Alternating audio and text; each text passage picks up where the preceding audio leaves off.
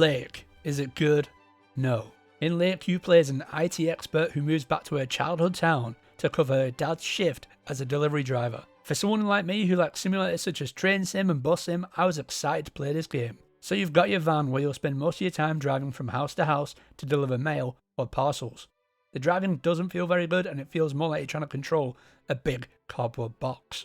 Also, there's no button to look behind, so I would just pull out without even looking and just hope for the best. But not that it would matter because you don't get any penalties for collisions. When you arrive at your destination, you have to get out of the van. Every time you get out of the van, the screen fades to black for a couple of seconds as the character gets out of the van. The same goes for getting back in the van. I wouldn't mind waiting like 10 seconds just to watch the character getting out of the van.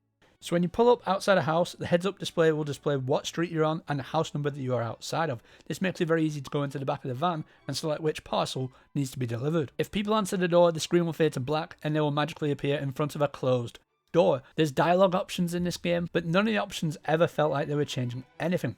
Lots of the characters felt very antagonistic no matter what I said or did, and there's a real illusion of choice in your answers. For example, I did a side quest which earned me a camper van. I gave this camper van to the local mechanic, but when I got to the end of the game, one of the love interests of this game tried telling me that they got the camper van from the people I got it from. No, you didn't. You must have got it from the mechanic. And the main character acts surprised like, oh wow, that's really kind of them. Like, what?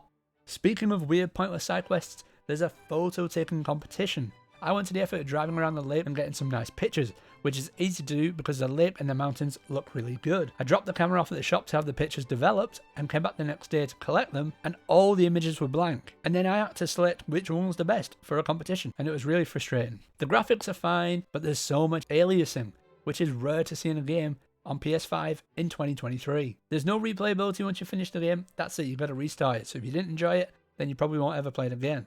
The soundtrack to the game is basically just the radio and the delivery vehicle. The songs are not terrible, but there's 4 of them. And after an hour, it gets so repetitive. I won't want to listen to my own favourite songs on a loop. And even at one point in the game, you're talking to the radio DJ and you're telling him, oh, you don't have any songs. Like, we clearly know there's not enough songs. Maybe we should add some more? That was Lake, and I give it a 5 out of 10.